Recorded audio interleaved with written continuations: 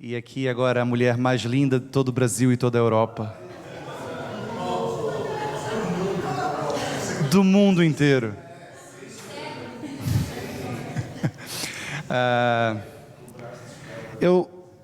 Eu nem sei o que dizer a vocês sobre essa mulher que aqui está ao meu lado, exceto que eu estou apaixonado por ela.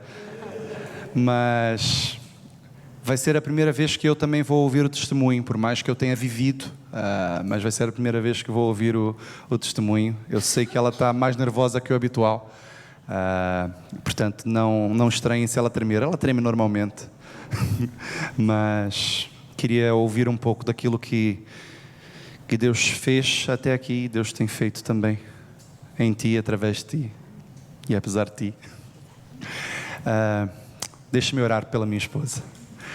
Senhor, obrigado, Pai, pela vida da Thaís. Obrigado porque ela tem sido, sem dúvida, ó Deus, peça fundamental nessa missão. Obrigado porque Tu tens levantado ela, ó Deus, para junto comigo trabalhar nesse lugar. E eu Te peço que nesse momento use a sua vida para falar aos nossos corações, em nome de Jesus. Amém. Tens água aqui embaixo? Tem gente? Eu não devo gastar isso tudo. Boa tarde. Para quem não me conhece, eu sou a Thaís do Pablo, como a gente costuma se apresentar. E é muito difícil para mim estar aqui na frente, porque quem me conhece sabe que eu sou dos bastidores. Eu estou sempre em todas as coisas, mas sempre por detrás das cortinas. O staff também é necessário e muitas das vezes fundamental para que tudo aconteça. E então eu escrevi, com medo de esquecer ou por medo do que falar, não sei, mas decidi escrever. Então, por muitas vezes, vocês vão me ver a ler.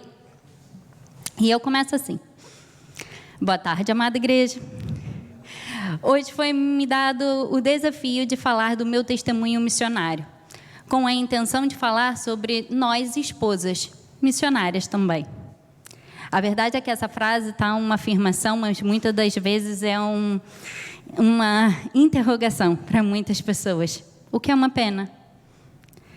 Mas depois de alguma luta com Deus e com o Pablo também, resolvi aceitar o convite e comecei a perguntar a Deus sobre o que falar, como falar e, principalmente, como Ele queria me usar para falar desta vez.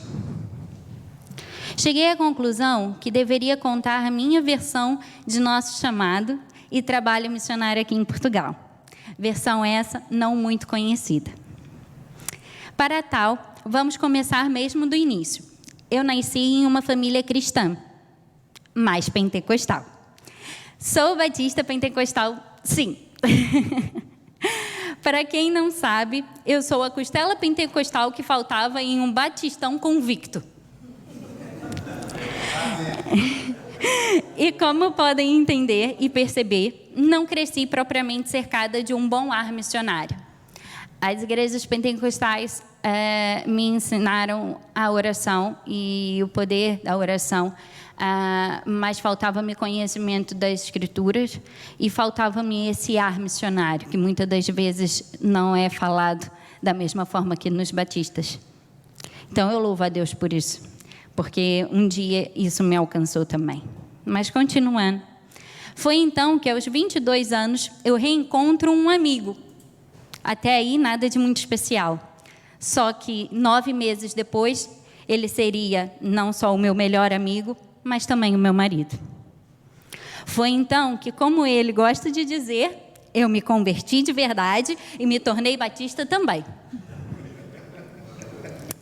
Passando a frequentar a pequena igreja batista de Marco II em Nova Iguaçu, a qual nos enviou mais tarde como missionários para Portugal. Uma pequena igreja, num pequeno lugar, que mudou a minha vida. Foi lá que eu aprendi sobre missões. Foi o primeiro culto de missões, foi o primeiro encontro com o que eram missões e quem eram os missionários. Até porque eu precisava aprender isso, porque eu estava entrando para a família Peixoto, que lá significava uma família extremamente missionária, daquelas que recebiam todos os missionários e que já tinham participado de todas as campanhas, que fazia parte da história da família Missões. E eu mal sabia o que era missões, então eu tinha que aprender. E aprendi. Eles me ensinaram tanto. Falamos sobre missões pela primeira vez em nosso quarto. Isso mesmo. Ao que parece, o quarto também é um lugar de fazer missões. Não só de orar no individual, mas orar em casal, mas também de conversa e diálogo. E foi no meio de uma conversa dessas que tudo começou. O Pablo tinha acabado de chegar de uma reunião com o chefe do trabalho, o qual tinha proposto sociedade. A empresa estava crescendo muito e o dinheiro iria ser ainda melhor. Tudo parecia estar bem. Éramos recém-casados, tínhamos uma vida familiar e financeira estável e muito boa. E, ao que parecia, tudo iria se tornar ainda melhor. Trabalhávamos na nossa igreja, éramos líderes de jovens, sempre fomos atuantes, mas nunca pensávamos em missões longe, até porque ficar longe da família era algo impensável para as duas partes. Mas o Paulo sentia de Deus que estava a o incentivar a sair do país. E nessa conversa, naquele quarto, ele fala: acabei de ter uma conversa com o meu chefe e ele me propôs sociedade. E eu: olha, fixe, vamos a isso. E ele: mas eu estou sentindo que Deus nos quer levar para fora. Vamos, em vez de sair, vamos sair da nossa zona de conforto? Vamos para outro país. Eu sou engenheiro, tem coisas abertas, incentivos de outros países. Nós vamos poder experimentar uma vida diferente em um outro lugar, uma experiência transcultural. Não temos filhos ainda, somos novos. Vamos, é o tempo, é a hora. E eu viro-me para ele, a recém-batista, e falo: tá maluco, Pablo? Nem pensar. Se formos para fora é para sermos missionários e eu não quero ser missionária. E ele: tá louca, mulher, não é para isso. É para a gente construir uma vida melhor. E eu digo a ele: não é para isso, é para missões e eu não quero. E ele: não, deixa lá disso, não é nada disso, é para a gente trabalhar e construir uma vida melhor. E então ele fala a seguinte coisa: se formos para ser missionário, ou melhor, se for para a gente mudar de país, alguma coisa vai acontecer.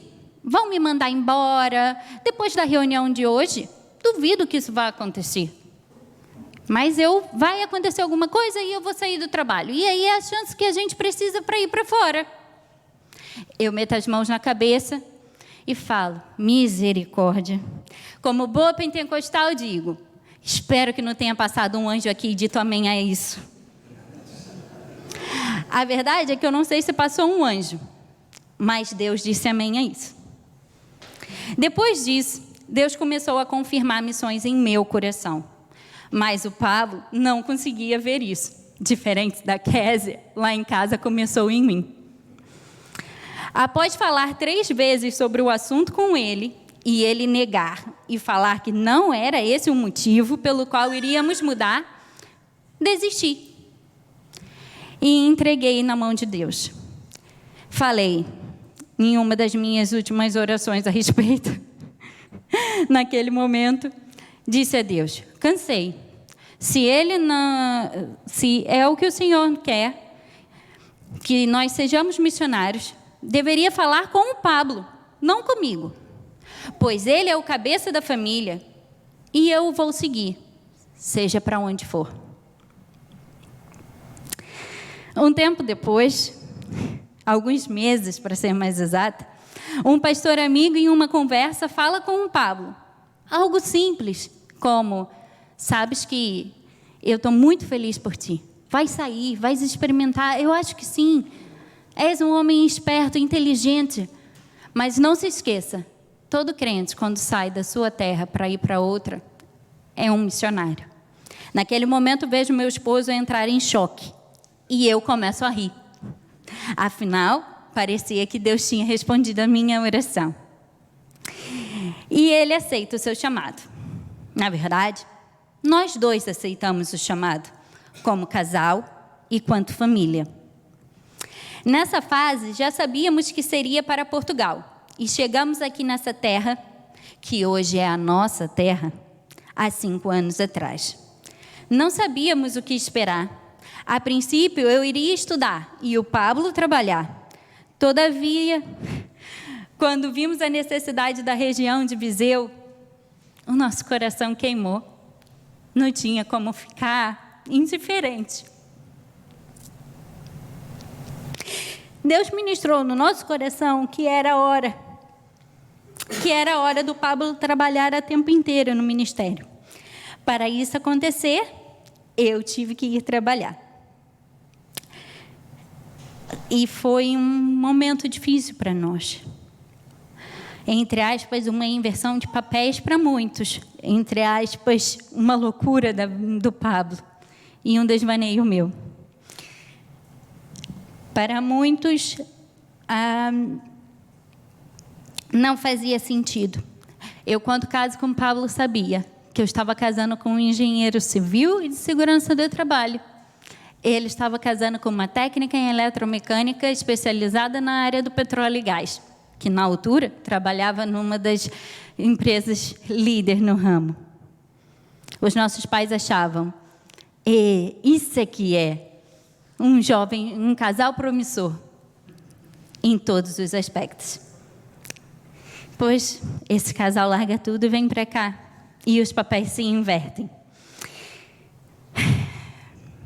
É nessa altura também que eu largo os estudos. Bom, os estudos de engenharia que eu vim fazer em Portugal, mas não todos. Nós entramos para a teologia e aprendemos mais da palavra de Deus e do Deus da palavra. Vale ressaltar que esse desejo começou mais uma vez no meu coração e depois no coração do Pablo. Mas eu largo os estudos e fui trabalhar em tudo que pude. Restauração, ou para os brasileiros, restaurante.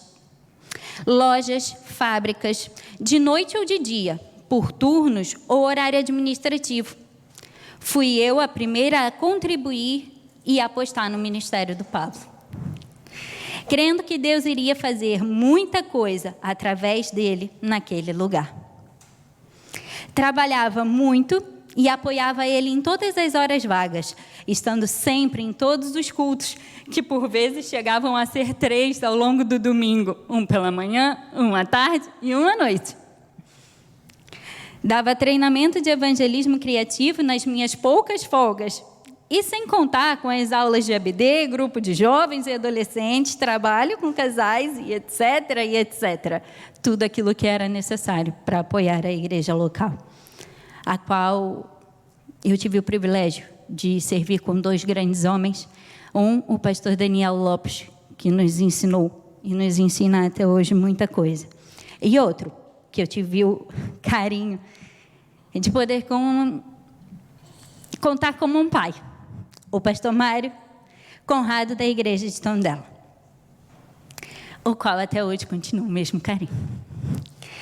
O que eu não sabia é que Viseu era só o começo de um trabalho muito maior que Deus queria fazer em Portugal. Os acampamentos entraram em nossas vidas de forma natural e sem grandes pretensões. A ideia era o Pablo ser conselheiro, depois ele virou subdirigente e depois ele virou dirigente. E hoje os Bananas Unidas são capazes de conseguir colocar 400 jovens dentro de um 5 de outubro, coisa que não se vê desde a década de 70. E muito mais Deus quer fazer em nós, através de nós e apesar de nós. Talvez agora você esteja a pensar que eu não fiz tanta coisa. Afinal, é o Pablo Peixoto, o nome conhecido, o rosto que todos querem ver, ou falar, ou conhecer melhor. Mas nas primeiras vezes que eu vi falar sobre missões naquela pequena igreja batista, em uma pequena cidade do Rio de Janeiro, A primeira coisa que eu aprendi é que somos todos missionários, em todo lugar, em qualquer tempo ou fora de tempo. E a segunda coisa foi que podemos fazer missões de 3 formas. Uma frase tipicamente batista, e que todo mundo que já esteve num culto de missões já ouviu. Podemos fazer missões de 3 formas, não é, Sidney? A orar, a contribuir ou a ir, sendo um missionário. Pois bem, eu orei e oro desde o meu quarto até hoje.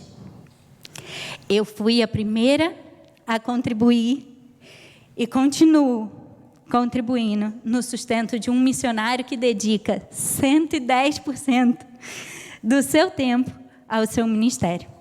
E fui, e ainda estou aí, sendo missionária não só no meu tempo livre, ou quando estou a fazer algo, ou alguma das maluquices que o Pablo inventou. Eu sou missionária em todo o tempo e em tudo que eu faço, sendo intencional no meu serviço na igreja local, no meu serviço a nível nacional, no meu trabalho e principalmente na minha família, buscando apoiar e tratar do Pablo com todo o meu amor, mesmo que isso às vezes custe toda a minha paciência. Sendo intencional no meu amor e no ensino à Letícia sobre o amor de Deus e tudo que Ele representa para nós. Querendo que ela cresça no caminho do Senhor e investir no meu tempo para que ela seja também uma missionária que marque a sua geração. Quando nós viemos para Portugal pela primeira vez, foi muito difícil largar a família. E até hoje é. Entrar naquela zona de embarque custa-nos tanto. Só conseguimos fazer de uma forma: a repetir para nós mesmos e para o outro. No caso, eu para o Pablo e ele para mim. É por amor e é por amor. Por amor a Deus, por amor às pessoas, por amor a Portugal. Concluo a dizer que ser missionária é abrir mão de tempo para que outros ganhem a eternidade. Eu abro mão de tempo com os meus pais e amigos no Brasil, abro mão do tempo e companhia do Pablo, e abro mão de algum tempo de descanso para cuidar de pessoas e demonstrar o amor de Deus a elas, para que um dia elas também o conheçam, ao ponto de demonstrar a outras esse amor também. Para que o amor não pare e o Evangelho prossiga até que ele venha. Amém.